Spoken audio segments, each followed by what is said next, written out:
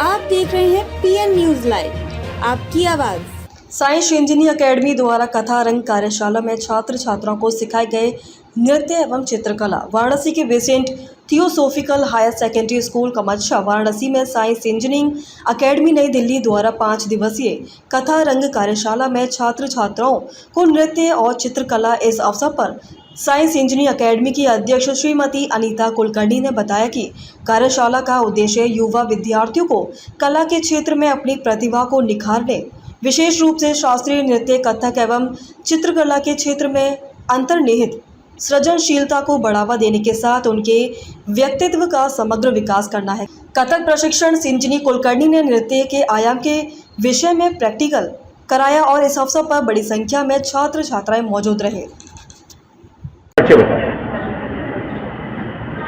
अपना नमस्कार, मैं संजीव गोगोई हूँ और वर्तमान में हम दिल्ली से आए हुए हैं और साइंस इंजीनियरिंग के साथ और अनीता दी का साथ यहाँ पे 5 दिन के कर्मशाला के लिए आए हुए हैं। पेंटिंग डिपार्टमेंट में मैं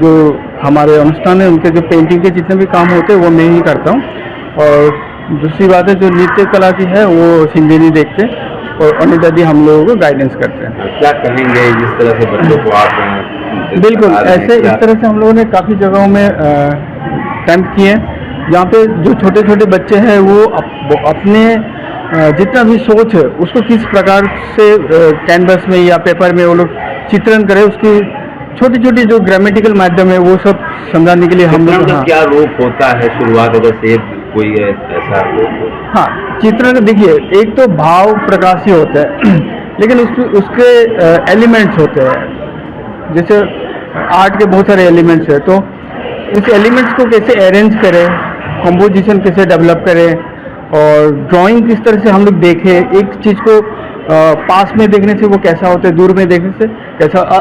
ऑलरेडी हम लोग मतलब जो हमारा आँखों का विजन है उसको अलग अलग तरीके से दिखाने की कोशिश करते हैं कि एक ऑब्जेक्ट को आप नीचे से देखोगे तो कैसा होगा और सही मायने में ऑब्जेक्ट को देखने की जो प्रक्रिया है, ग्रामेटिकल प्रक्रिया, वो लोग हम लोग दिखाते हैं। आज ये लैंडस्केप का क्लास है तो यहाँ पे मैंने इनको पर्सपेक्टिव समझाया, तो पर्सपेक्टिव में चीज़ें कैसे पास में बड़ी दिखते हैं, दूर में छोटे दिखते हैं, तो ये ग्रामेटिकल चीज़ें हैं। फिर इसका साथ जो एस्थेटिकल व्यापार जो एसिमिलेशन है वो बाद में धीरे धीरे बच्चे जैसे एज का साथ अपना नॉलेज डेवलप करते रहेंगे, सोच डेवलप करते रहेंगे, तो वो एस्थेटिकल मिक्सिंग होते रहेंगे। लेकिन जो बेसिक है, बेसिक स्ट्रक्चर है, उसमें ग्रामेटिकल मिस्टेक्स ना हो, इसकी वजह से हम लोग जो पर्सपेक्टिव है उसका नॉलेज हम देने की कोशिश कर रहे हैं। हाँ, अपना परिचय बता दें। मैं अनीता महाराज कुलकर्णी, मैं पंडित बिरजू महाराज जी की बिटिया हूँ और मैं चित्रकारी और शिल्पकारी में ही दक्ष हूँ और परफॉर्मिंग आर्ट कथक मेरा बैकग्राउंड रहा है। तो दिमाग में ऐसा आया कि क्यों ना कुछ क्लासिकल डांस और पेंटिंग को साथ मिलाया जाए और उन बच्चों तक जाया जाए जहाँ नहीं पहुँच है लोगों की। तो हम अलग अलग शहरों में कार्यशाला करते हैं और फ्री ऑफ कॉस्ट निःशुल्क होता है और बच्चों को क्लासिकल म्यूज़िक और पेंटिंग से परिचित कराते हुए उनको फिर हम मंच प्रदान करते हैं और बच्चे उसको आनंद उठाते हैं।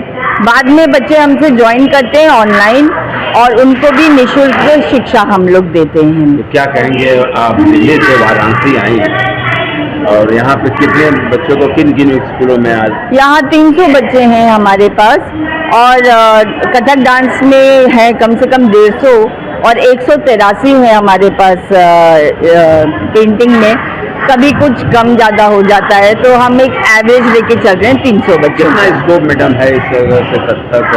बहुत स्कोप है कला की जी, बहुत स्कोप है। देखिए ऐसा है कि हमने ऐसे बच्चों को भी सिखाया है जिनके माँ बाप कूड़ा बिनते हैं, साइकिल रिक्शा चलाते हैं। आज वो बच्चे परफॉर्म कर रहे हैं, विदेश जा रहे हैं हमारे साथ। जिन्होंने प्लेन देखा नहीं वो प्लेन में बैठ के जाते हैं और वहाँ परफॉर्म करते हैं। और जो पेंटर बच्चे हैं हमारे वो इसी फील्ड में हम उनकी एग्जीबिशन लगाते हैं तो दुनिया देखती है। तो छात्र छात्राओं के लिए क्या संदेश होगा कार्यक्रम के माध्यम से? मैं तो सभी से ये कहती हूँ कि इतनी अशांति, इतना दुनिया में राजनीति, इतनी लड़ाइयाँ धर्म के नाम पे, इसके नाम पे, उसके नाम पे, कलाकारों को कोई मतलब नहीं रहता, वो अपनी दुनिया में रहते हैं।